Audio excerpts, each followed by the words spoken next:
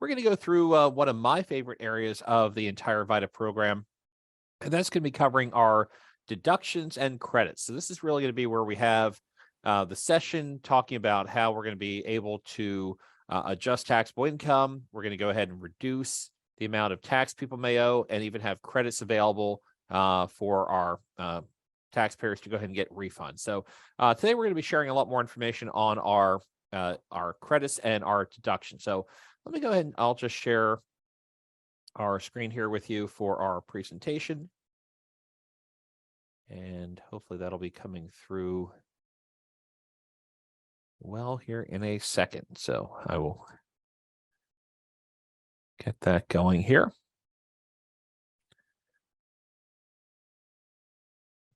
Okay, and just want to be sure we are looking good so far visually.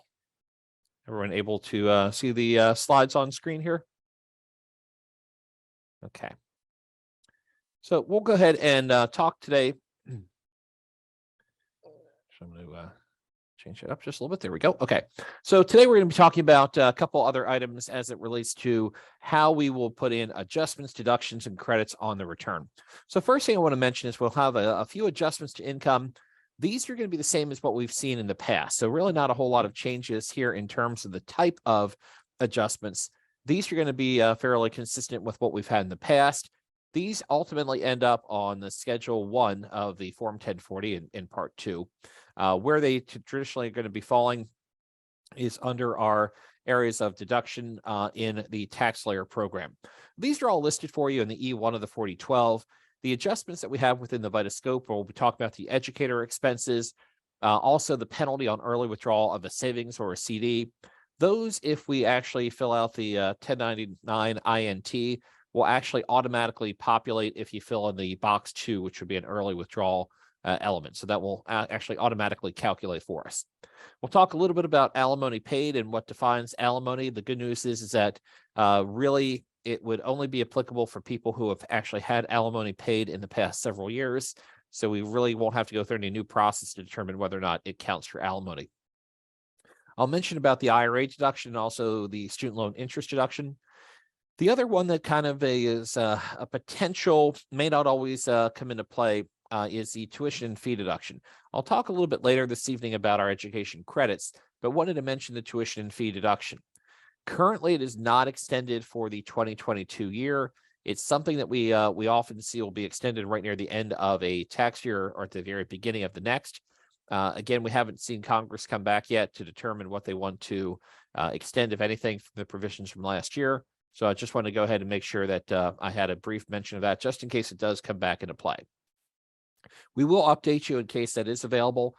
Generally, however, the education credits are going to be much more powerful than a tuition and fee deduction. But if they do qualify, they can actually reduce their adjusted gross income by up to $4,000. Now, getting into the adjustments, a couple things have changed a little bit this year. The educator expenses. So this is going to be for qualifying educators, have now increased to $300. It was $250 for quite some time. It has now moved up to $300 per taxpayer. So taxpayer and a spouse, if the spouse is eligible, can take up to $600, effectively $300 each. The eligible educator definition would include any teacher, instructor, aide, principal, counselor in a school for grades K through 12. So preschool does not count. Higher education does not count, and homeschool does not count. So it has to be an eligible institution teaching K through 12. It could be public, it could be private. They have to be employed for at least 900 hours during the school year, but that's the basic definition for educator. So it's a little bit larger than just a instructional teacher. So it can include counselors and aides and others as well. Now, the expenses that qualify are going to be anything that is used effectively in the classroom. So that could be books, supplies, computer equipment, computer software. As we're seeing a little bit more of transition to online learning resources, any of those items that are purchased can be used as a qualifying expense. Also, just want to emphasize that protective personal equipment and disinfecting equipment also qualifies for this expense. So generally what will happen, an educator will come into our site and provide a list or at least an amount that they've paid for qualified education expenses. So we can take up to $300 on the federal return. If they've spent more than $300, when we talk about our state and local issues next time, we can actually take up to the actual amount that they have spent. Also included would be any of our professional development activities. So if an educator is going out for conferences or anything along those lines, those are also eligible for the educator expense. One important item to note is that if the educator is getting reimbursed for any of these expenses, whether it's a school reimbursement for supplies or whether they're getting their qualifying education covered by the school, those do not count. So it has to be an unreimbursed expense. One last comment I want to make here on our educator expenses is that it does not include any expenses for non-athletic supplies for health or physical education. So this is always a unique one. I'm not quite sure where in the history of Congress that someone did not enjoy their health or their gym class, but gym courses, physical education courses, health courses do not qualify here for the educator expenses. So any non-athletic supplies for those courses are not eligible for deduction. Another deduction we may have is going to be alimony paid. That would be coming through. Sorry, let me catch up there. There we go. Alimony paid. So alimony paid would be applicable for any divorces that have been executed between 1984 and before 2019. This is why I'm saying that the divorce would have had to have been finalized by 2018 in order for alimony to be a deductible expense. Any divorces happening from 2019 through 2022, the alimony will not be deductible and will not be included in income for the recipient. So the divorce had to have happened before the end of 2018. So generally, we're going to understand that that had occurred because the fact that the taxpayer has already been deducting alimony for a number of years. So if you see it on a prior year return, we just want to double check to make sure that they have alimony paid in the current year. Just to give you a very quick overview of what alimony is considered, it has to meet all of the following conditions. We have a number of tests that it has to go through, but most of them are going to be fairly straightforward. One is it has to be a required payment by divorce or a separation agreement, meaning it is a court-ordered payment. The second one is very unique in my eyes. The payer and the recipient spouse cannot file a joint return. Seems fairly obvious that if you are still married, you cannot go ahead and deduct alimony and have your spouse pick that up as income. It's going to net on the return anyway, so it really doesn't make a lot of sense. The payment has to be made in cash or cash equivalents, so it doesn't just have to be cash. It could be a payment made for medical care or a mortgage or a rent payment. Those actually count as well. Now, the next one is actually kind of a difficult one to kind of walk through because we're using a double negative. It's saying the payment is not designated as not alimony. So as long as the agreement did not indicate that it's not alimony, then we should be in pretty good shape. Also, just making sure that they're legally separated under a divorce decree or they're not living in the same house. They are not required. The payments will cease upon the death of the recipient spouse, and that these are not to be treated as child support. So if we meet all those conditions and the alimony, and as long as that divorce was completed by 2018, will still be deductible by the payor and will be taxable income to the recipient. For our purposes, we generally will need to have the identification for the recipient spouse. So typically, hopefully, we should have that from the prior year return. If not, we may need to request that information from the client. Another area that we can run into, it happens on occasion, we don't see it all that often within VITA, but would be the IRA deduction.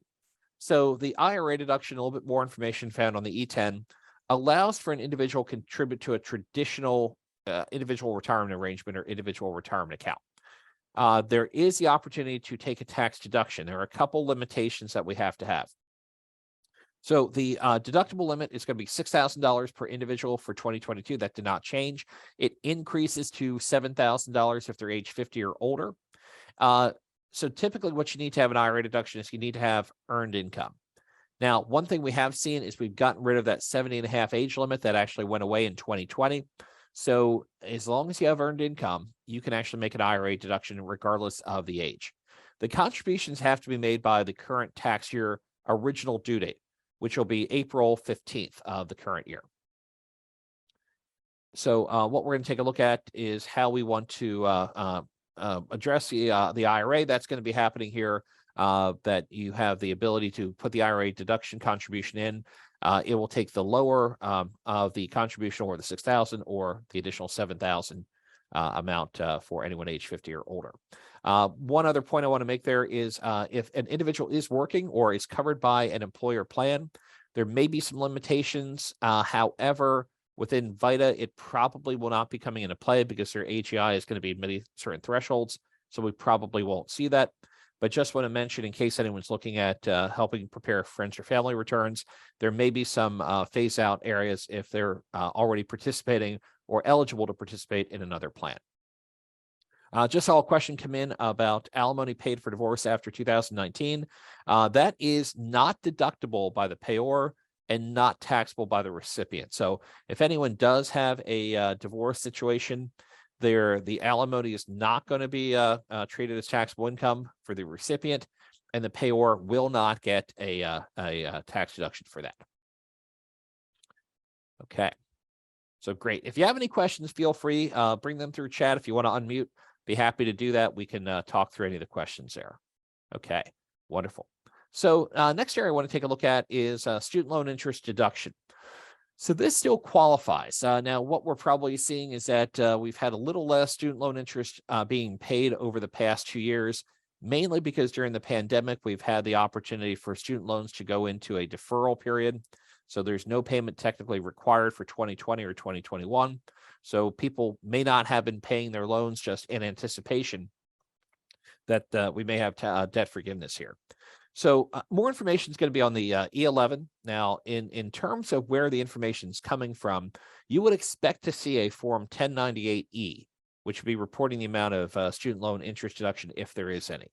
Now, for the qualified loan, it would be if the loan was taken out for the taxpayer, the spouse, or a person who is a dependent of the taxpayer at the time the loan was used for education purposes. Has to be paid within a reasonable amount of time after receiving the loan. Generally not going to be a problem. Has to be taken out for an eligible student, so it means that they were at least half-time at an accredited school.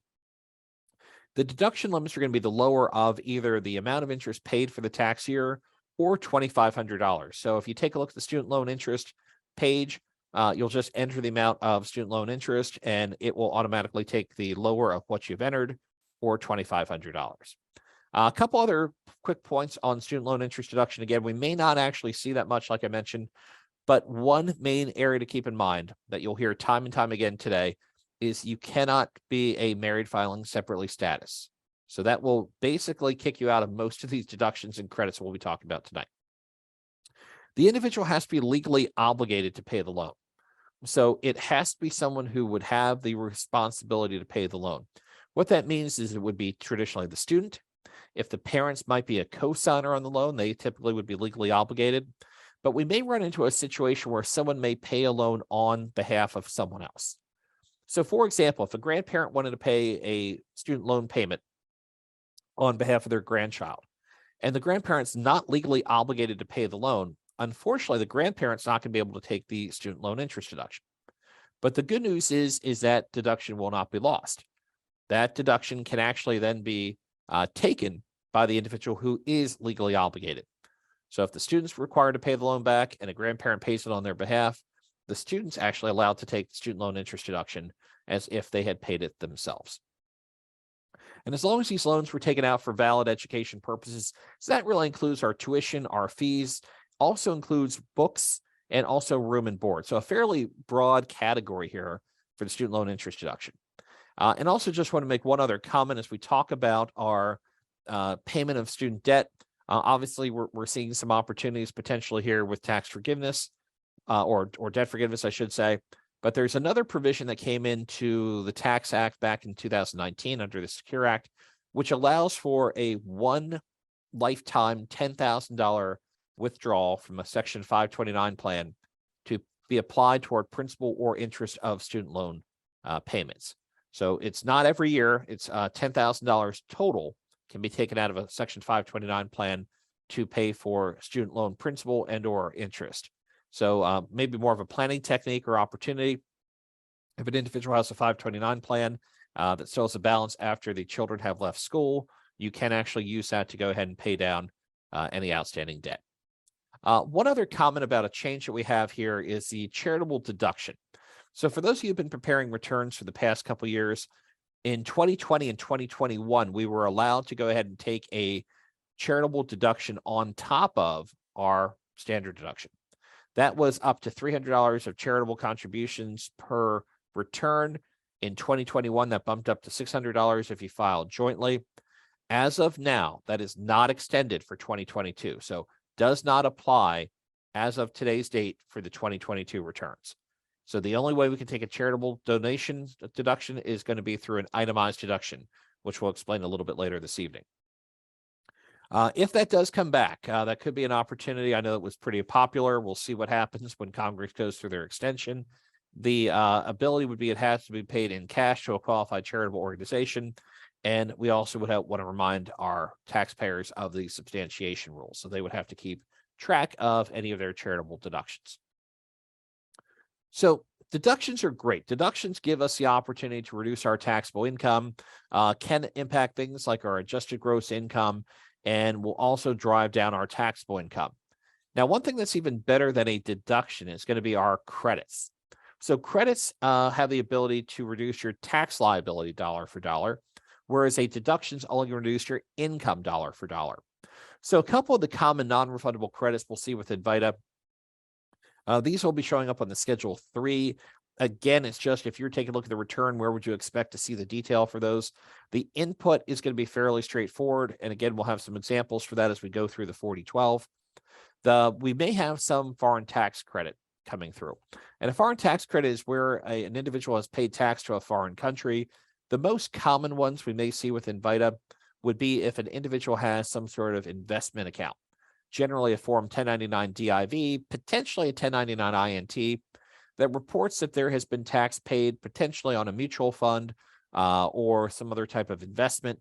And if you enter the information shown on the 1099 DIV, the foreign tax credit will automatically populate and will actually come forward on the 1040. If their only source of foreign income and their foreign taxes paid is on those forms, it's very, very easy. We do not need to do the Form 1116. And as long as it's $300 or less for an individual or $600 if you're filing jointly, then we just simply enter the information in the income side and it will automatically calculate. Now, there are a couple other credits I do want to talk about in a little bit more detail. So that'll be the child and dependent care credit. We also have an education credit, and then also the retirement savers contribution credit. Now, fortunately, these have not had a lot of modification to make things more complex. We are looking at a couple changes, however. So the child and dependent care credit in 2021 was actually fully refundable, no longer happening.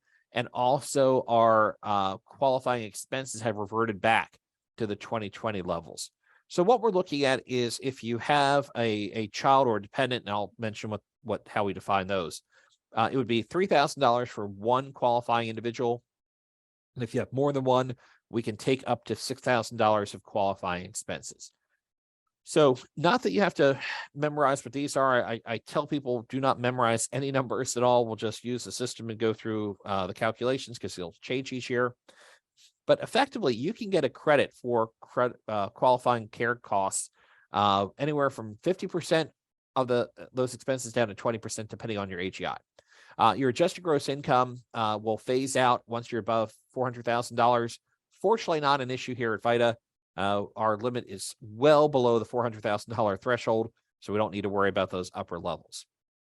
One thing I do want to point out, just bear in mind that at times people may have had monies withheld from their pay to provide for dependent care expenses. That would be reported in box 10 of the Form W-2. So if you do get a W-2, just be sure you enter all the information in those boxes, particularly box 10, that will be impacting our child and dependent care credit calculation.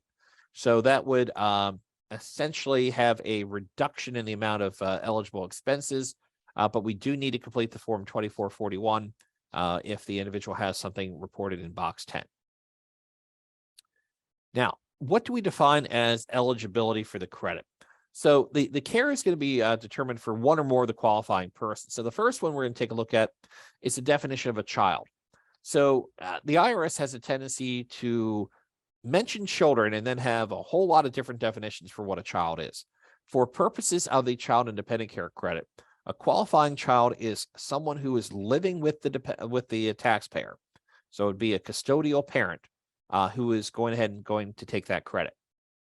The child would be under the age of 13, so 12 or under. The good news is that date change applies at the child's 13th birthday. So, for example, if they turn 13 on November 18th, they will be able to take child and dependent care expenses all the way through the year until the child reaches age 13. So the entire time that they're 12 throughout the year, you can take those costs. Once they turn 13, the costs are no longer eligible for the child independent care credit. So the IRS's view, a individual 12 or under needs care. They're not able to take care of themselves once they become a teenager.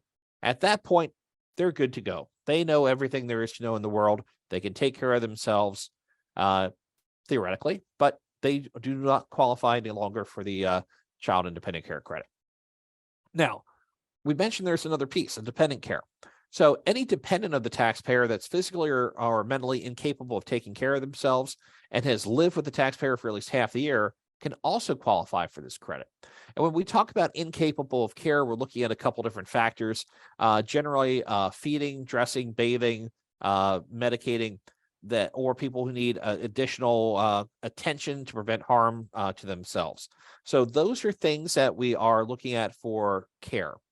We need to have someone watching the individual to make sure that they have some of those basic needs met. It can also include the taxpayer spouse who's physically or mentally incapable of caring for themselves, and they lived also in the home for at least half the year.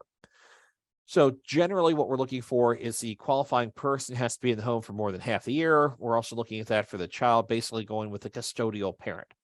If you're married filing jointly, both spouses generally have to have earned income, meaning that they have to have income from wages or some other source. If that occurs, we're good to go. If only one spouse has income, then we cannot take the child independent care credit unless there's two exceptions. One, like we mentioned, the spouse is not able to take care of themselves and they are the ones who need the care. Or two, if there are certain restrictions, if the spouse is actually in school. Generally, we're probably not going to run into many of those scenarios, but just want to point that out that generally both spouses have to have earned income. Now, what does qualify for dependent care would be typically things like before school or after school care, particularly if an individual needs someone to watch a child while they're out working. One unique aspect we have to have, though, if you talk to an individual and they say, yes, I've had someone who's watched my child while I'm working, and it happens to be a neighbor down the street, I pay them $4,000 a year to go ahead and watch my child. Unfortunately, we cannot take that credit unless we have all of the information for the care provider. So we have to have the name, address, and also the provider's employer identification number or social security number in order to take the deduction. The IRS will match these up from the form 2441. So in order for us to take a deduction, or I'm sorry, have the credit be eligible, we need to have the information for the provider. So if they don't have the information or they don't want to provide it, that's fine. We just cannot take that credit for child and dependent care. Now, another unique aspect that occurs is we may have that before after school care, as I mentioned, also could qualify would be things like summer camps. As long as they're only a day camp. Doesn't really matter what the camp's for. It could be a athletic camp, like a soccer camp. It could be a math camp. It could be astronaut camp. It could be Lego camp. It could be whatever that camp is. As long as it's not an overnight, as long as it's just a daycare or day camp, we're fine. Again, we just need to have that provider information, including the either the employer identification number or social security number, but those costs would count for our eligibility for credit. One little kind of, I don't really want to say trick, but one area on that form 2441, if you are entering child independent care expenses, we do have the first part where we're going to be entering the provider information. Again, as we mentioned, we need to know the name, address, identification number, and the amount of care costs paid. Then you have to go to part 2, which is where you identify who the individual was who received the care, and you'll have a little reconciliation form that'll say, do we have the same amount in part one as we have for part two? If that's the case, we're fine. We can move on. If not, you'll get a diagnostic warning to say the amounts do not match. So if you're going through for the first time, you may just want to double check to make sure that we have both the part one and part two filled out, so that we're able to associate the costs with the appropriate dependent. All right, moving into education credits. So these are, as I mentioned, much more powerful than what we have for the tuition and fee deduction. Again, doesn't currently exist, but we'll see if that actually comes back with our extenders. Two major credits available, the American Opportunity Credit and the Lifetime Learning. There are some similarities that we have between the two, and I'll kind of mention what those are. Effectively would be for the taxpayer, the spouse, or dependent who's claimed on the return who attended a eligible post-secondary educational institution. So for the credit, you cannot be claimed as a dependent on someone else's return. So a student can't come in and try and take the education credit if they're being claimed on a parent's return or someone else's return. If the taxpayer does not claim the dependent, then the dependent may go ahead and qualify for the education credit. But if they're claimed as a dependent on another return, it will not be applicable. Same thing if they're married filing separately, they cannot take the education credit as well. So what would we be able to base these on? So the common theme we have with these expenses are going to be our tuition and certain related expenses required for enrollment or attendance. So what does not qualify would be things like room and board. So the government feels like no matter where you're at, if you're living at home going to college, or if you're away going to college, they will not pay for room and board expenses for the education credit. Those are personal. You have to live somewhere. You have to eat somewhere. So room and board will not be considered eligible expenses. Same thing as any personal expenses or family expenses. So transportation back and forth won't qualify. Purchasing items from the bookstore is not going to qualify. So going out on your first day on school, buying all the sweatshirts and t-shirts you want to wear around campus, unfortunately do not qualify for education credits. One thing we do take a look at as we kind of go through the credit process, we have two main ones we're going to take a look at. The American Opportunity Credit, the better of the two. And why it's a better of a two is because it's actually the highest amount of credit we can get based on the lowest amount of educational costs. So we can have a $2,500 credit for the American Opportunity based on only $4,000 of eligible expenses. If you haven't priced higher education lately, $4,000 is not difficult to get through. It's a very, very low threshold.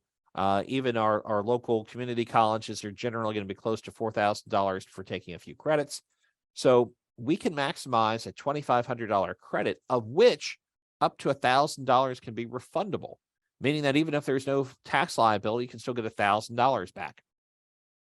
So the way the credit's going to work is we're going to get on the first $2,000, we're going to get 100% of the costs, and then we get 25% of the next $2,000. So if we have $4,000, we can qualify for the full $2,500 credit. There are some AGI phase outs that come into play, but within VITA, we shouldn't have that problem. So when we talk about the American Opportunity Credit, this is permitted for the first 4 years of post-secondary education only. So it is when you start school, we're going to take a look at how many years have you completed. If you take a gap year, that's okay. It's basically your first 4 years of post-secondary education. Now, one other interesting part about that education year is that traditionally, we're going to actually have your 4 years of education go over 5 tax years. And what we mean by that is that traditionally, students start their first year of college usually in about August of a year. They'll complete their first full year of college sometime the next May. Well, that's one academic year, but actually 2 different tax years. So if they started college here in 2022 as a first-year student, they'll have 1 semester here in 2022 and their second in 2023, which means that they'll actually go through 5 different tax years before they graduate under a 4-year program. Now, good news is that we can actually still get all 4 years of the education credit and still pay for all years of college education, because traditionally the bill for the spring semester is going to come out several weeks, if not months, before the spring semester starts. So there is a rule that allows for a payment of a future tuition bill. So anything that's going to be incurred in the next 3 months of the following tax year. So as long as they start a class in January, February, or March, if you pay that bill in November or December, you can still count those costs in the year that you paid them. So we're going to take a look and determine how that will come into play. So if someone's billed $5,000 here in December for a semester starting in January of 2023, we can take that $5,000 of payment on the 2022 return. One thing we're probably going to watch for is that if you're seeing an education credit, we should be getting a Form 1098-T. So the 1098-T is going to be coming from the educational institution and provide a lot of relevant information for us. We need to know the name of the student. We need to know the name of the institution, the address, and also the employer identification number. And the 1098-T is going to give us an amount in box 1. That's typically what has been billed for tuition. It may not be the entire story because we may need to get a little bit more information, which I'll talk about. But we want to take a look and see the amount in box 1. It's going to give us an understanding of how much was actually charged for tuition. We do need to reduce that by any amount of scholarship or grants that were actually provided to the students. So we want to net those together as we put those into the tax layer program. So a couple things that we have to have for the American Opportunity Credit. Again, first 4 years only. It does include your tuition. It also includes your fees, also includes any course materials, including books, any type of supplies or equipment related to a course of study. So if you have a computer programming or computer science major and they need a laptop or they need a computer for courses, that qualifies as a equipment needed for a course of study. So it doesn't matter where you pay for those can be added in. So generally those will not be found on the Form 1098-T. We generally may have to inquire. Good news is traditionally we're probably going to have more than $4,000 of education credits or education eligible costs for a student. Now, we don't have to pay for these in cash. So if an individual comes in and says, I don't think I qualify, I had to take out student loans to go through college, that's fine. Student loans are going to be considered payments for education. You didn't pay them now, but you're going to pay them later. So anything made in cash, anything made in credit cards, anything in borrowed funds would count. Also, if, again, we kind of talked about a grandparent helping to cover costs. If an individual helped pay for college and said, I'm going to send you some money, not a scholarship, just going to be paid for out of their own pocket, those payments can also be applicable for the parent. So we have a couple different options that we can take a look at where the payments are coming from. So for the American Opportunity Credit, as we said, only $2,500 of credit, but based on $4,000 of cost. So a really, really nice program to get involved in here. You have to be enrolled at least half time. So we're talking about a qualified educational institution. So it has to lead to a degree. So that's going to be certified by the Department of Education. We probably don't need to worry about that too much. If the institution is going ahead and providing a 1098-T, they should be certified by the Department of Education. What that basically means is that they are leading to a degree or some sort of certification program. So that could be any type of technical school. It could be a community college. It could be a private or a public institution. The individual has to be there for at least half time. And so how do we determine whether they're there for at least half time the normal full-time workload? There's actually a check box on the Form 1098-T at the very bottom to say the student was at least half of the normal full-time workload. So that'll give us most of the information we need to take the American Opportunity Credit. Again, as long as it's a qualified institution, if you see something coming in and someone said, my child's off in Hawaii at a surfing school, it is a 7-year program, they're enjoying it. At the end of their 7-year time, they'll be certified as a surfer, may not qualify. We need to get that 1098-T. The other question we have to ask, and this is a very interesting question to have to ask our taxpayers, is whether or not that there was a felony drug conviction involved in the process. So as we mentioned before, with our educator expenses, we're excluding our physical education teachers, our health teachers. For whatever reason, when the education credits went through, someone had said, we want to be sure that we're not going to give a tax credit for education for anyone who has a felony drug conviction. And the felony drug conviction is actually a felony and has to be a conviction. So we have two different parts here. One, it has to be a felony offense, and they had to have been convicted by the end of 2022. If they have the felony drug conviction, they are not eligible for the American Opportunity Credit. So it's a question we have to ask as we go through. All is not lost. Even if they have a felony drug conviction, I'll show you another credit that can be used. The irony here is it doesn't matter if they have a different felony. So we just have to ask if you have a felony drug conviction.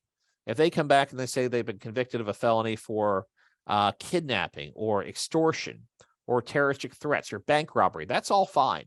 They can have any other felony that they want, but it's only the drug conviction felony that will preclude them from the American Opportunity Credit. So if they do not qualify for the American Opportunity Credit, and this could occur in a variety of scenarios. One, maybe they did have that felony drug conviction. Perhaps they're not actually considered at least a half-time of formal, normal full-time workload, or maybe they've already gone through the first 4 years of post-secondary education. There is another credit available called the Lifetime Learning Credit. Now, this one is not as powerful, but it still is a pretty nice credit. This is non-refundable, meaning that we can only offset our tax liability with the credit. We do not generate a refund from this credit. Now, in this case, it's going to be 20% of all of our expenses up to the first $10,000.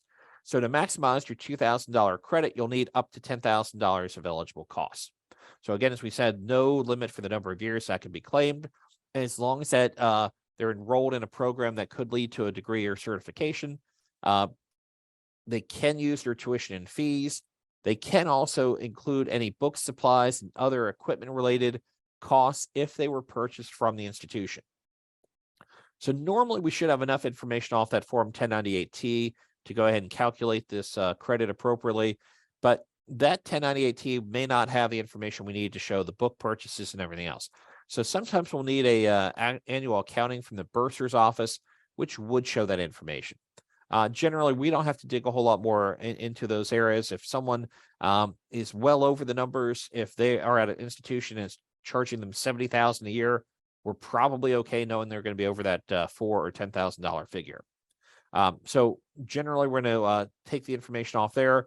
If they say there's a whole lot of other expenses that they've incurred, then they'll need to provide that information to us for us to be able to calculate that credit. So those would be our two main education credits. Just wanted to see if anyone had any questions so far about the education credit process. Okay. We're going to move on and talk about our retirement savers credit. And what's nice about the retirement savers contribution credit is this is generally automatically calculated on our tax layer program. So the benefit here is that the government's encouraging people, particularly at lower earned income levels, to actually get a benefit for contributing to their own retirement account. Now, what is eligible here would be any contributions to a traditional or Roth IRA. Now, the problem here is any of those traditional Roth IRA contributions do not typically appear in our tax layer program. The only time that would is if we're actually making a traditional IRA contribution like we talked about a little bit earlier tonight. That information would be populated, but if they tell you that they made a contribution to a Roth IRA, that traditionally isn't something we've seen in the tax layer program. We could get that information by getting a Form 5498 from the taxpayer showing their amount of contribution. That would be eligible for us to go ahead and take that retirement savers credit. We would have to add that amount in. Most often what we're going to see is an elective deferral to a 401k or a 403b plan. These are sponsored employer plans, either by a for-profit or not-for-profit entity. Those also include any elective deferrals to government 457 plans, SEPs or Simples. How we find that information is typically by entering it right off of the W-2. So when we take a look at box 12 of the W-2, there will be a number of different items there. And if you enter those in as you see them, they will automatically populate to the correct forms. So I apologize, it's going to sound like I'm reciting the alphabet here, but the typical codes we're going to see for the retirement savers contribution credit will be the D, the E, the F, the G, and the H. Also an S, a double A, a double B, or a double E would be the codes that would find on the W-2 that would allow us to go ahead and take those deductions or those contributions as part of the credit. Also, if the taxpayer has made any after-tax contributions to an employee plan, that could be eligible as well. Although that opens up a whole new set of issues, particularly as we talked about last week with the 1099-Rs.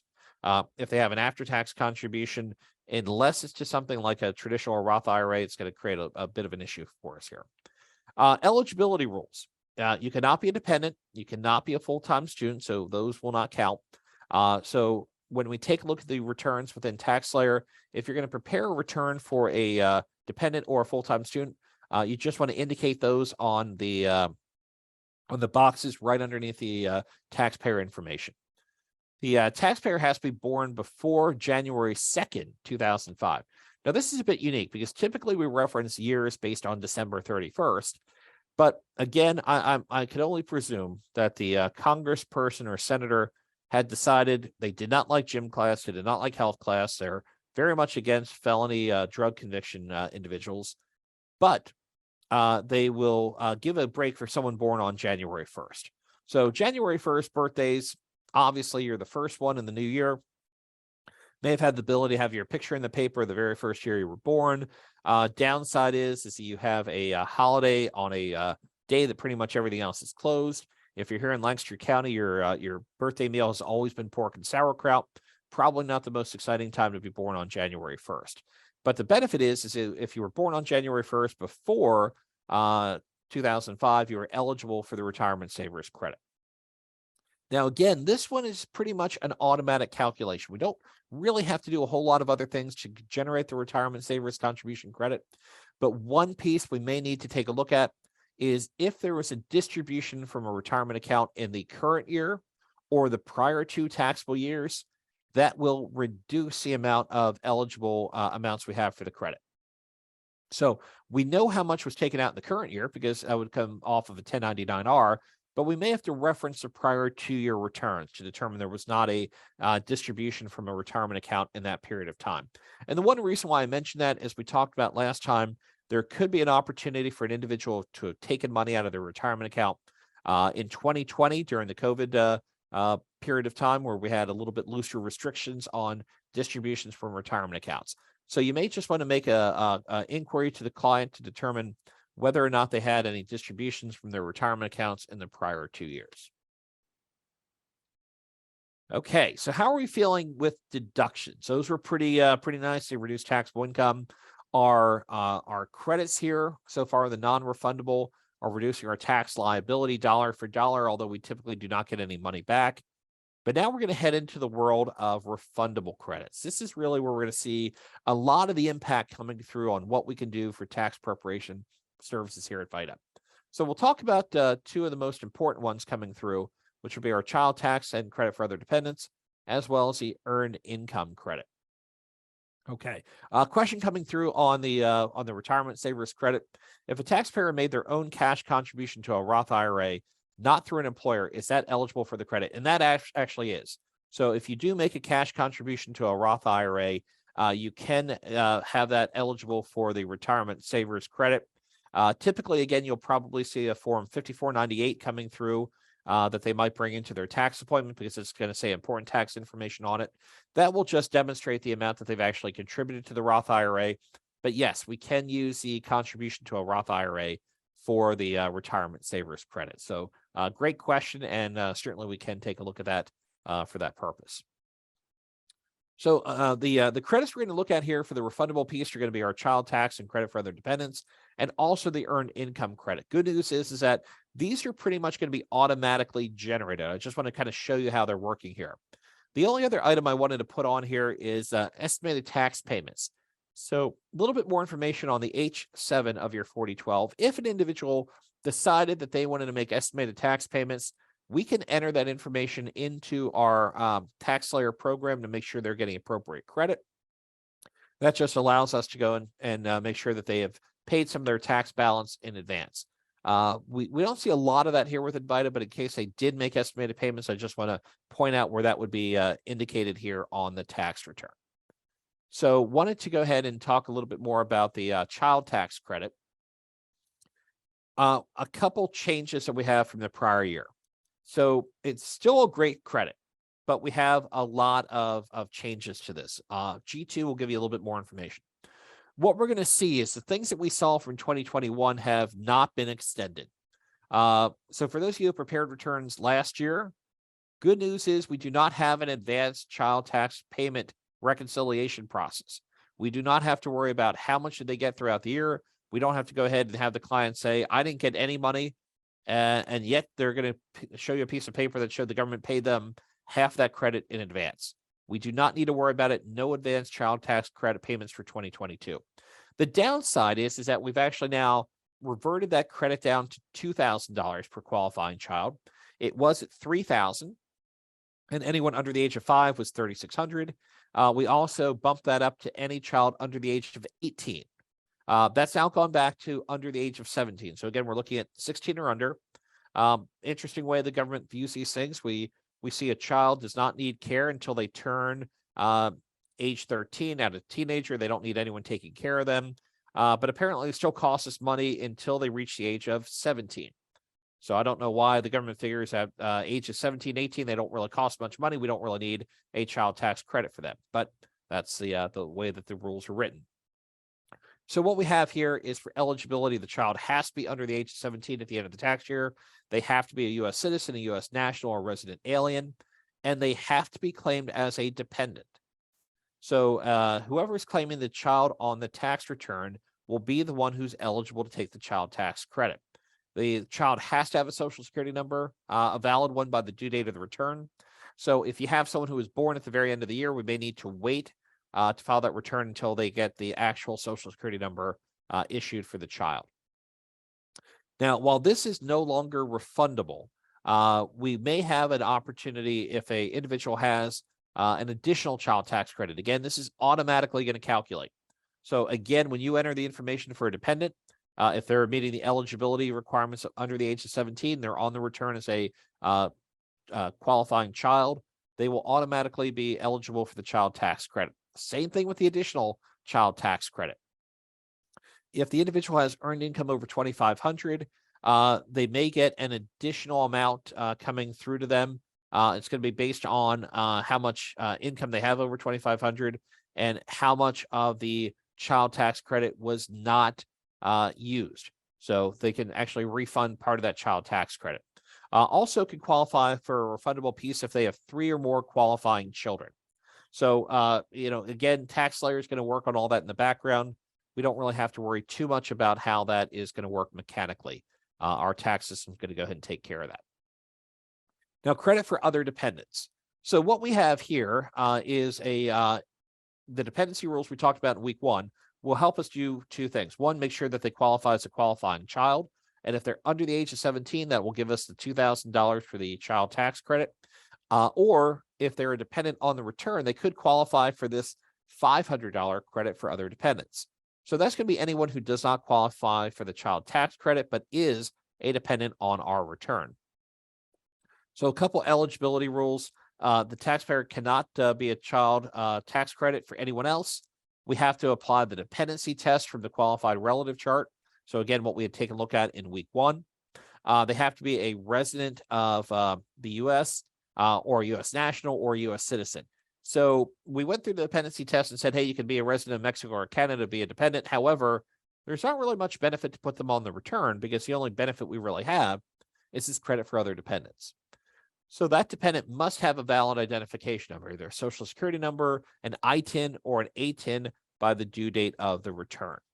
So just want to mention, if you have dependents on the return, they should automatically populate.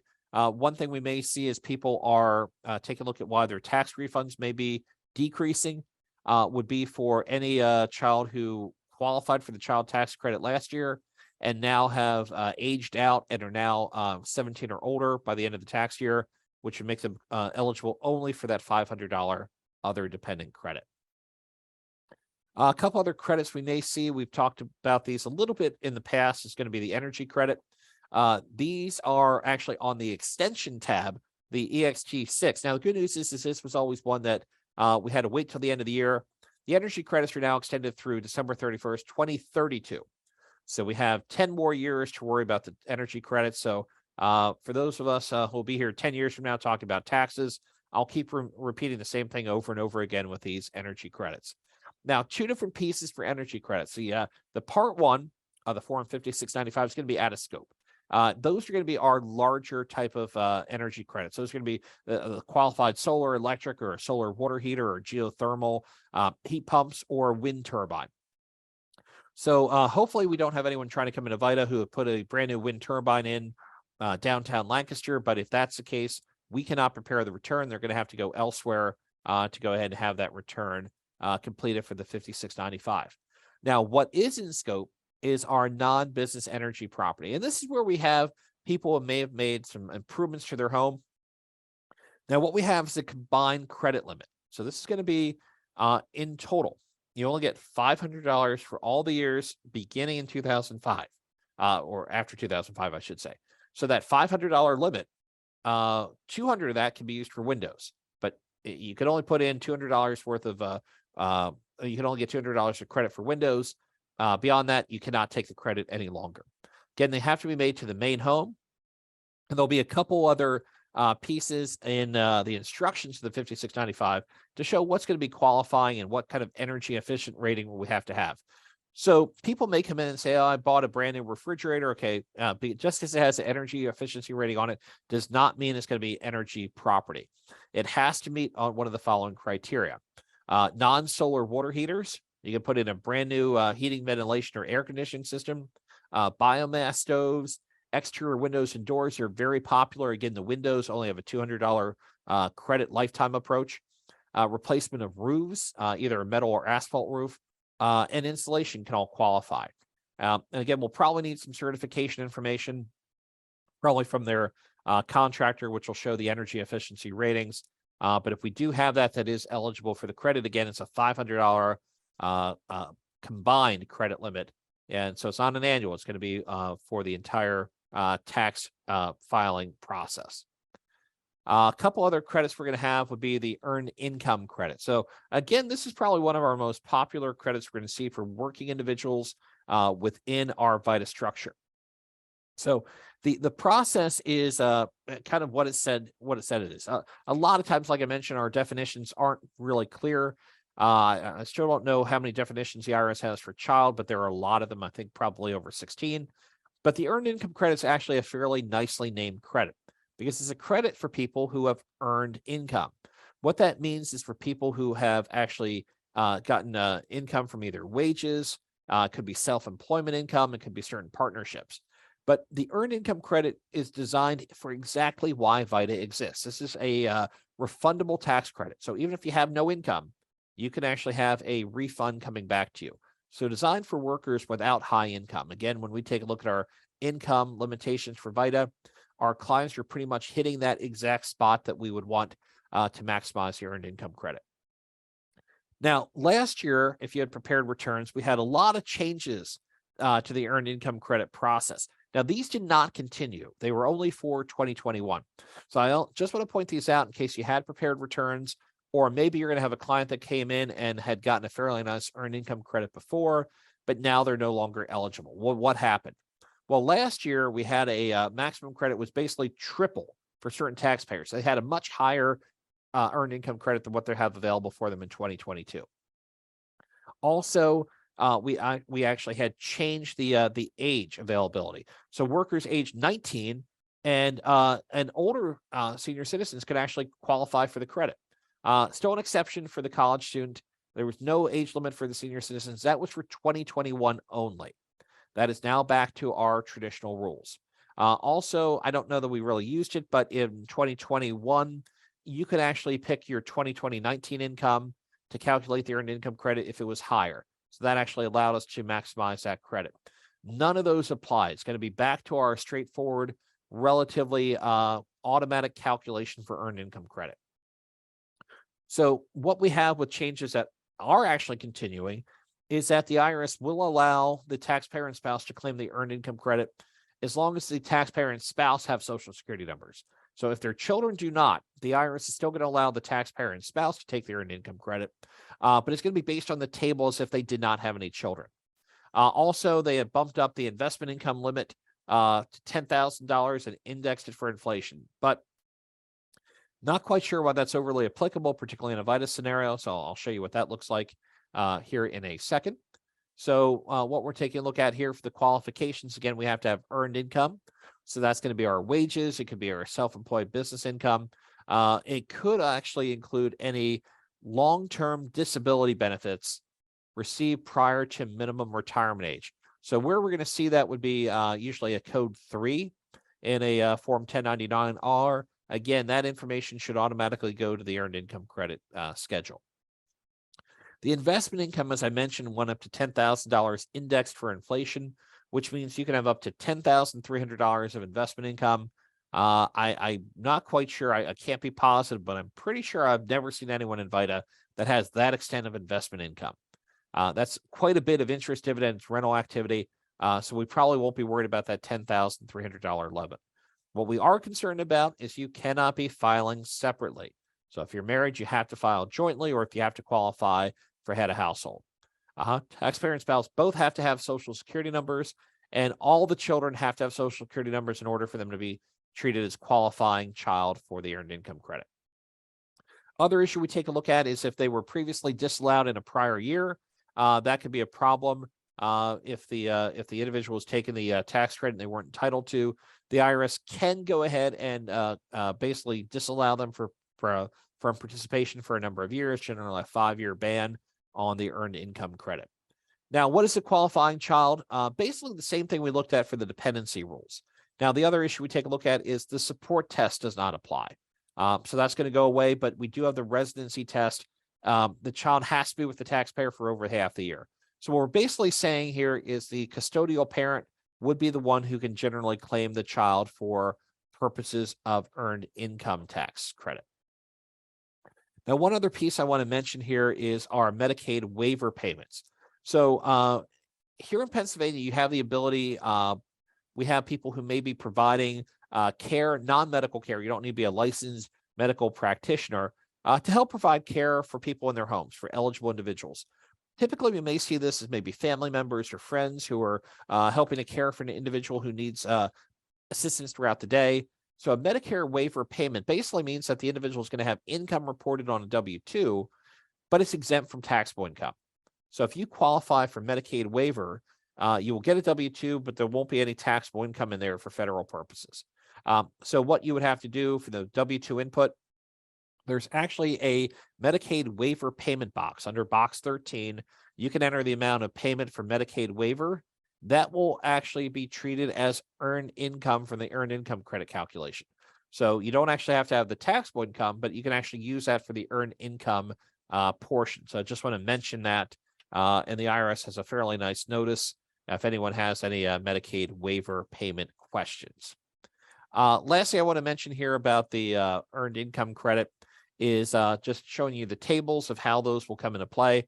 So the filing status we have of either single, head of household, or the qualified surviving spouse.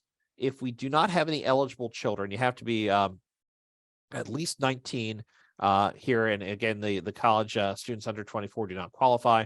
The earned income, you have to have less than $16,480. It's a relatively low threshold. We're looking at just around $1,200 a month of earned income, so not a lot. The maximum credit, again, is all the way down to $560. Not a bad credit, but it was over $1,500 in 2021. Now, if you don't have any children, which would really only apply for the single filing status. So head of household and qualifying surviving spouse would have to have qualifying children to be entitled to those areas, or potentially head of household if you're using your parent. But where we see the benefit really kick in is where we actually have qualifying children. So one child will move that earned income all the way up to just under $43,500. Maximum credit goes up another $3,200 roughly from before. Again, you do not need to memorize this formula at all or the chart or reference it. It's just simply a guide to show how much more powerful the credit gets as we start adding qualifying children.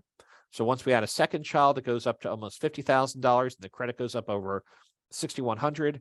If you have 3 or more children, you're all the way up to $53,000 of earned income is your maximum earnings, and the maximum credit is just over $6,900. If you are married filing jointly, Again, we'll see some changes here. The credit is going to always be the same amount as what it was for our single individuals, but the earned income credit has gone way up. So when we take a look at our VITA limitation on earned income, 59,187 is about our maximum level we have for VITA. We're right around that 62,000. So virtually anyone coming in as a married filing jointly couple, if they have earned income, could potentially qualify for the earned income credit. Best news, all we have to do is enter the information as shown on the income, fill out the information for our dependents, and the EIC will automatically calculate. We don't really need to do much else. But the earned income credit is our most popular credit. It is refundable. It is going to generate refunds for our taxpayers and provides them money back that they can use for other purposes. So this is a great credit. We really see a lot of opportunity for people to be really happy leaving our site because they were able to take care of the earned income credit. And there is a lot more complexity that they may not understand. So always great that they can come in and get that assistance here with VITA. Jared, yes. Rather than type in a question, just for clarification on the earned income credit. On the first page, when we saw the changes for 2021 and later years, yes, it says the taxpayer and the spouse may claim the credit if they have Social Security numbers, even if their children do not. Correct. And then going to the next page, it says the children must have Social Security numbers to be treated as a qualifying. So if the children don't have Social Security numbers, the taxpayer can still take the credit if they meet all the other rules. But if they're going to take the children according to these tables, the children must have Social Security numbers. Is that correct? That is correct. Yep. So that was a change in the past. They had to have, everyone had to have a Social Security number to take the earned income credit. But excuse me. What happened? Thank you. What happened when we made the changes? They actually have indicated only the taxpayer and spouse have to have Social Security numbers. If the children do not, if they have an I-10 or an A-10, you can still take it for the taxpayer and spouse as long as they have Social Security numbers. We're just going to be on the tables that show the non-qualifying children. So we'd be in the none category here for those tables. Okay, got it. Thank you. Is that helping it?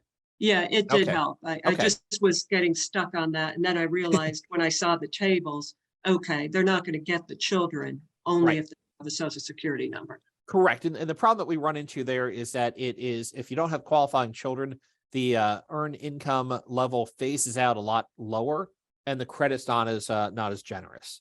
So that's what we take a look at there. So probably encourage, if we have people in that situation, to try and get a Social Security number from the children, if at all possible, to allow them to actually get that higher credit. Thank you. Yep, absolutely. All right. So just a couple other kind of issues I wanted to address this evening here would be if we have other types of deductions, which would predominantly be itemized deductions. Now, we don't often see this here in VITA, and quite honestly, we don't see many people with itemized deductions in our outside tax preparation world. With the changes we've had of a much higher standard deduction, itemized deductions have really dropped in terms of applicability for returns. But I do want to mention where we're at with those itemized deductions. Again, those will be listed on the F3 of your 4012. The most common ones within VITA scope will be either medical and dental expenses, but again, we have to get over 7.5% of your adjusted gross income. So the only reason I mention that is that traditionally, medical and dental expenses themselves will not get you into an itemized deduction perspective because two things. One, we don't get $1 of deduction until we get over 7.5% of your AGI. So let's just say, for example, we had an individual with a $50,000 AGI. They do not get $1 medical expense deduction until they have $3,750 in medical expenses. Once they reach 3,751, they get $1. So we need to have medical expenses not just exceed 7.5% of AGI, but also help contribute that will give more itemized deduction than standard deduction. TaxSlayer will always go with the higher of the two, standard or itemized. So traditionally, we may not see a lot of people qualifying just based on medical. However, we could have a situation where an individual may be in a skilled care facility or maybe have a nursing home area, and those costs may qualify as medical expenses. So particularly if they're in skilled nursing care, we may be looking at a relatively high payment, and generally that might be 100% deductible based on a form you may be getting from the retirement community. More likely than not, we'll probably see people itemizing deductions because they have a home ownership. So when we take a look at a homeowner, so probably have home mortgage interest. That'll be on a form 1098 to report the amount of any interest and also any amount of real estate taxes and potentially mortgage insurance premiums paid for that year. So in addition to home mortgage interest and the mortgage insurance premiums, you can take your real estate taxes, you can take your state and local income taxes. Those will actually be picked up, the state and local income taxes, off the input for the W-2. So if someone's working and they have state and local taxes withheld, anything you put in the W-2 will automatically be calculated for the itemized deductions. You may need to add a couple things in, for example, the local services tax or the state unemployment insurance. That can be added in as additional state and local taxes. For those of you who are aware, we do still have a cap on taxes. It cannot exceed $10,000 per return. So when we take a look at a married filing jointly couple, the problem is that only $10,000 of their itemized deductions can come from taxes. When we take a look at their standard deduction, again, I didn't memorize it, somewhere close to $24,000, means we need $14,000 or so of deduction from other sources. Singles have a little bit easier of an opportunity to get there because that $10,000 is per return, not per taxpayer. So a single individual who may have, say, $5,000 of real estate taxes, another $5,000 of state and local taxes, will have that $10,000 taxes, but they only need a couple thousand to get to an itemized deduction. So that's where the home mortgage interest or the real estate mortgage insurance premiums may come in, or gifts to charity.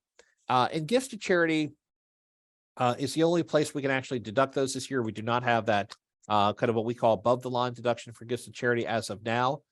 Those have to be contributions to a qualifying charity. It has to go directly. It can't go through a non-exempt entity. So at times, if you're at the grocery store and they say, would you like to round up to for charity, those do not qualify. So hopefully people aren't bringing in their receipts and say, I went to the grocery store. They asked if I wanted to give $4 to Children's Miracle Network. That's not considered a qualifying deduction. It has to go directly to a charity. So as a reminder, you'll probably be getting some emails over the next couple hours about an extra give happening here in Lancaster County, starting at midnight tonight. Those would qualify. Those are going to be deductions directly to a nonprofit organization. So those would qualify. We have to remind taxpayers that they can tell us how much they've given a charity. We actually have a very nice way to go ahead and do this with an override. So we don't need to enter all the charitable contributions. We can just total them all up and put them in one line. But the taxpayer is going to be responsible for the documentation if the IRS comes back and asks about charitable gifts. We actually have seen, we had a discussion this morning in our class that an individual had a return where the individual presented information and they were actually able to itemize deduction based on a very large charitable gift. So we do want to go ahead and ask for that information. Now, much like what I'll talk about here with medical expenses in a minute, is we are not going to be sitting there and adding up all these receipts for people.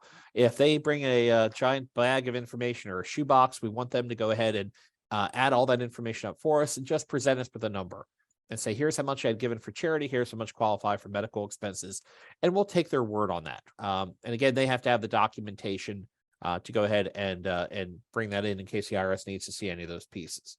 The other thing we may have here would be our gambling losses to the extent of gambling winnings. And where that would come into play is predominantly if we have a substantial amount of gambling winnings. As I may have mentioned before, I have a client that I had been working with through VITA who had substantial gambling winnings last year.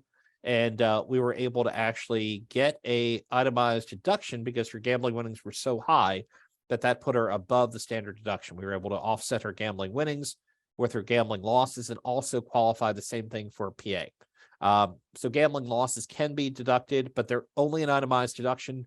So if you're taking the standard deduction, we don't get any benefit at all for those gambling losses. Just one last thing here on on medical expenses for itemized deduction. So F6 is going to have a little bit more detail on medical costs.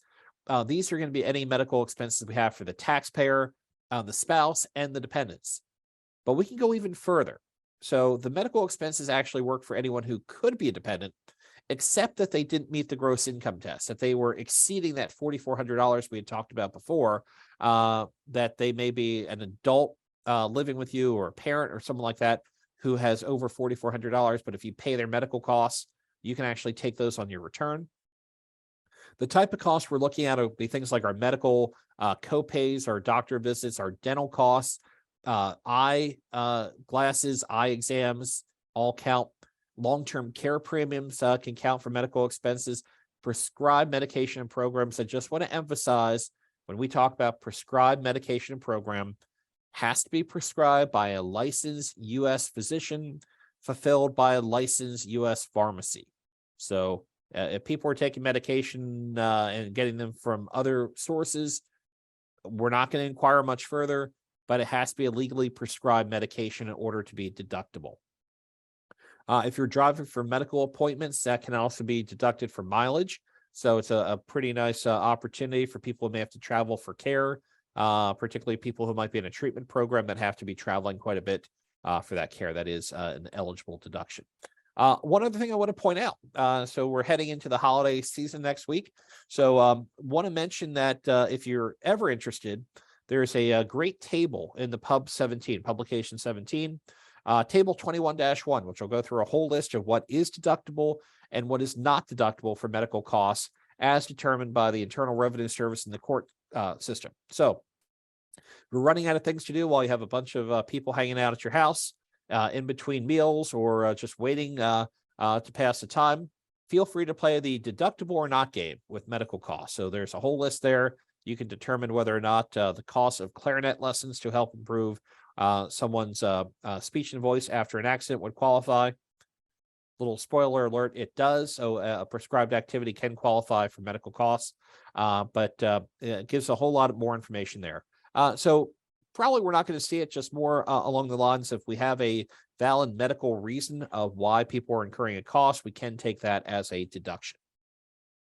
So wanted to hop over and just move over to our area of Affordable Care Act. So any questions that anyone has so far about any of the deductions, credits, or itemized deduction piece before we head over to Affordable Care Act? Okay, so just want to kind of mention a couple things here. This is the Affordable Care Act is basically for people who have purchased health insurance through what we call the marketplace, or healthcare.gov, or here in PA, it'd be through the Penny program. That would be for individuals who typically are not eligible for insurance through their employer, or are not eligible for Medicare, or have just chosen not to get health care at all. If they purchase health care through the marketplace, we are going to need to file a return for them. We need to go ahead and get that Form 1095A to be able to complete the return. We do not have a shared responsibility payment for those who do not have health care coverage. So that was, the early enactment of the law said that they had to have health care, or they had to pay essentially a shared responsibility payment for failure. We do not have that anymore. The only thing we have is a question that's going to be on the return. Did the individual purchase medical insurance through healthcare.gov or a state marketplace like Penny? If yes, we're going to go through and we're going to complete the Form 8962, and we will need the Form 1095A to be able to do that. As we mentioned in week one, this could be an area where we have to file a return, even if the individual does not have any taxable income, or they do not have any type of refund that they're looking for. One of the main reasons would be for the premium tax credit. So almost everyone who's enrolling within the healthcare.gov program here within VITA is enrolling because that they are going to be eligible for a credit to help offset their healthcare costs. So what we're taking a look at is, as long as the individual has more than 100% of the federal poverty line for the family size, they're going to be eligible for the premium tax credit.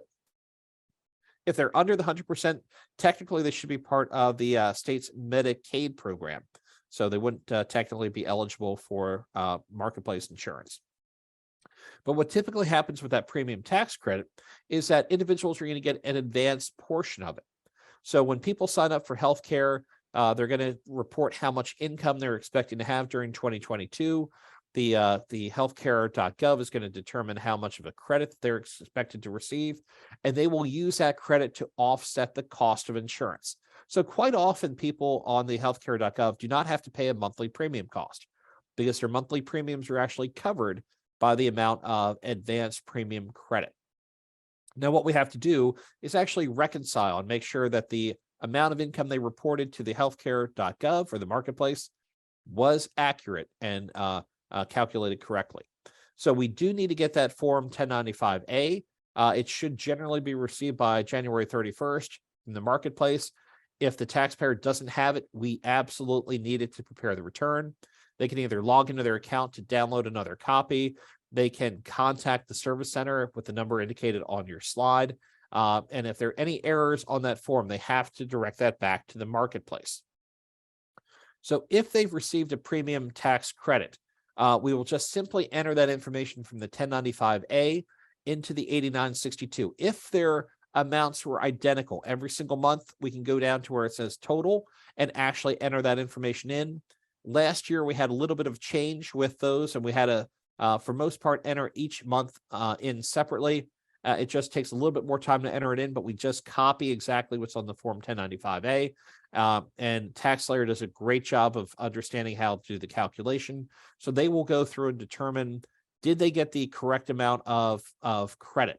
If their income has changed from when they originally applied for the healthcare insurance, if the income's gone down, they might be entitled to additional credits, additional opportunity to make it a refund.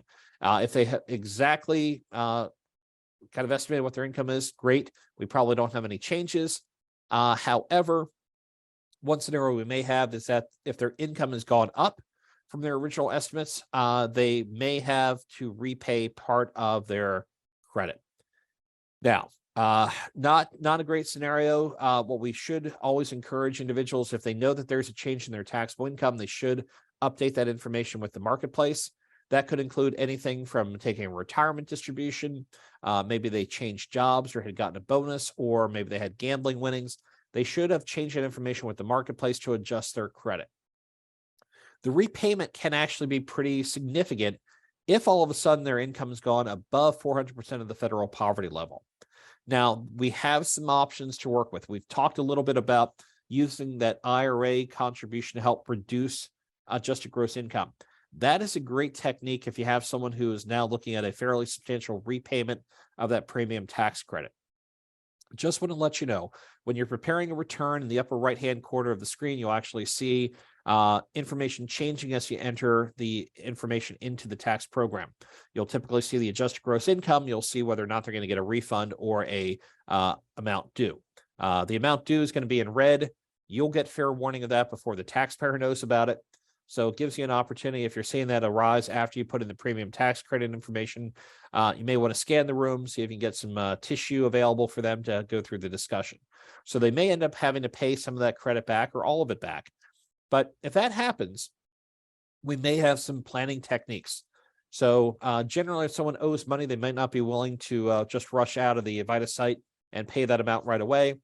We probably can have some discussion with either your site coordinator or within taking a look at talking with Kim or Jennifer, or even myself. We can take a look at some options that maybe we can use to help reduce that burden. So just want to make sure people are looking at some tax due based on the premium credit, that we are going to take a look and make sure that we are fully comfortable with that amount and that is a valid expense or a valid amount that is due back. All right, but the good news is predominantly once we have that 1095A, we just enter that information in the form 8962 and it'll automatically calculate. For the most part, most of our clients will not hit the higher than 400% of the federal poverty level. So if they have a repayment, hopefully it's not as bad and maybe it can be offset with some other items that we've already gotten for them with the credit and deduction we've talked about earlier today. Just a couple last pieces we have tonight. First-time home buyer credit and repayment.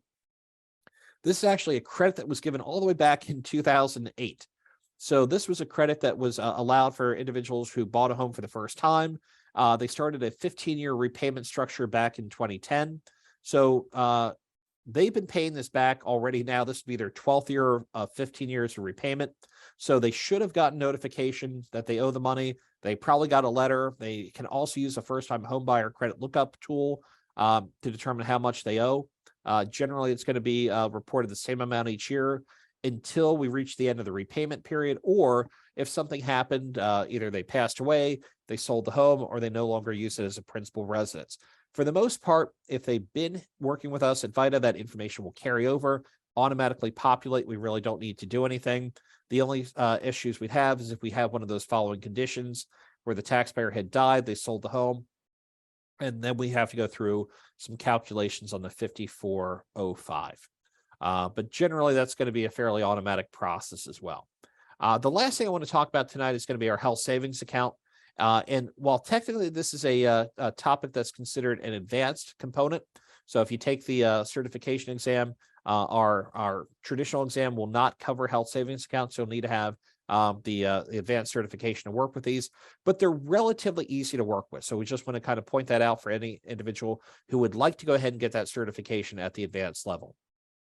Where the health savings account comes into play would be if an individual has a health insurance program, a health insurance policy that's considered high deductible, and could either be self-coverage or family coverage, depending on what that looks like. So a health savings account is actually a savings tool. It's used as a way to save for other out-of-pocket medical costs. The reason why this exists is because that high deductible health insurance will not kick in until we meet a relatively high deductible.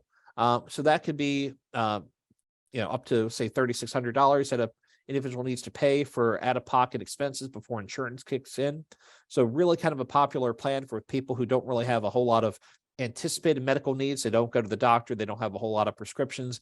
They may select a high deductible health insurance plan, which means their monthly premiums are a lot lower because the insurance doesn't kick in until some sort of significant event or a lot of out-of-pocket costs. The HSA is really an opportunity for the taxpayer to save money, and it is a great benefit because the contributions you make will either be considered non-taxable because you're going through an employer contribution, or tax deductible if they've been made out of pocket. So either the taxpayer or the employer can make contributions to the HSA. So again, they're going to be tax-free, or basically taxed. They're not going to be taxed if they're through an employer role. So either you can do it pre-tax or the employer makes a contribution for you. Those will show up in the W-2 box 12, usually with the code W. The savings are not going to be taxable. The withdrawals are not going to be taxable as long as they're used for medical costs. So we'll talk about distributions in just a little bit. But just want to point out that typically most arrangements we have with HSAs are traditionally employer-sponsored plan. So all the contributions going into the plan for that year should be showing up in box 12 of the W-2 with the code W. The taxpayer may also bring in a form 5498 SA showing the contributions. If they do bring that in, you may want to ask the question, did you make any additional contributions to your plan outside of the employment context? If they said no, everything that went into the plan was coming either from salary deferral or the employer, then we don't need to worry about any additional contributions. That will automatically populate the 8889. If they did make a tax contribution outside, those are going to be eligible for an additional tax deduction, not just for federal, but for state purposes. We just want to be sure we're not double counting those contributions, that they have already been indicated on the W-2, and they're also showing up on the 5498. One of the great benefits we mentioned about the HSA, not only are there going to be a tax deduction going in, tax-free growth going through the process, but the distributions are typically going to be tax-free as long as they're used for healthcare costs. So as long as you're a qualified medical expense, much like we had talked about before with the itemized deduction, it can be for the taxpayer, the spouse, or dependents, or you rolled it over to another HSA. Those will be tax-free. Typically, the distributions will be shown on a form 1099 SA and will show how much is actually allowed or how much was taken out of that account. Good news is most times getting money out of the HSA will only be for qualified medical purposes. So typically you'll get a debit card from your HSA that you can use at medical providers to help pay for those bills. That debit card will not be able to be used at non-medical providers, so you can't use that to fill up gas or potentially pay for groceries. Generally, the way you'd have a disqualifying distribution from an HSA is you're requesting money, you call them up and say, I'd like to have a check. They will go through a number of questions to say, by the way, unless it's going to be used for a medical cost, it will not be a tax-free distribution. So if you're taking a distribution that's not used for medical expenses, then not only is that distribution going to be taxable, but it's also going to be subject to a 20% penalty. So we thought the 10% penalty was bad with an early withdrawal from a retirement account with a code 1. This is a 20% penalty. Now, the penalty won't apply if there is a case of death or disability, or once a taxpayer reaches age 65. So if they're 65, they can take the money out without the 20% penalty. So the HSA, kind of a great program that we typically will see generally in employer context. So traditionally, the contributions will go in just off the W-2. The individual may bring in the 1099 SA, and in almost all cases, it's all going to be used for qualified medical costs. The costs do not have to happen at the exact same time. It does not need to be simultaneously. So if they took $1,200 out of their HSA at some point during the year, and they have more than $1,200 in medical costs, we're okay. We don't need to go much further in that discussion. So wanted to open it up for any general questions that anyone may have for anything we've talked about tonight, or any other questions you may have here with the program to date. So just want to see how we're feeling so far. I know we kind of went through that in about an hour and a half, but again, one of my most exciting parts of the night, right? We're going to talk about deductions. We're going to talk about credits. We're going to talk about how we get money back for our clients, why they like to come in, and why they're appreciative of our services, because we're doing things that are going to seem overly complex to the outside world. But hopefully we have done a position here where we're going to provide a service for them. And hopefully we're going to show you all the information you need to know to be well-versed in helping to prepare returns. So taking a look, I did have a question just come through on chat. Similar form if someone participated in a flex spending account. So the flex spending account is going to be used in a similar but different concept. So the flex spending account is effectively having the ability to go ahead and have money deferred from your payroll that can be used for a variety of different things. So that includes could be things like dependent care credit, or it could be used for health costs. The flex spending can be used for things like glasses and everything else. That usually is actually going back to the employer for reimbursement. So we typically don't see that same form coming through like we do for an HSA. So typically FSA is a little bit different. Question also came in, HSA certification within the advanced as it was last year.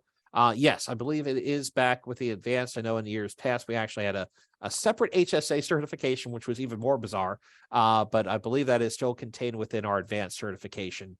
So if you go through that program, you'll be able to do the HSAs. And also technically, I believe that the gains and sale of property are also considered an advanced component as well.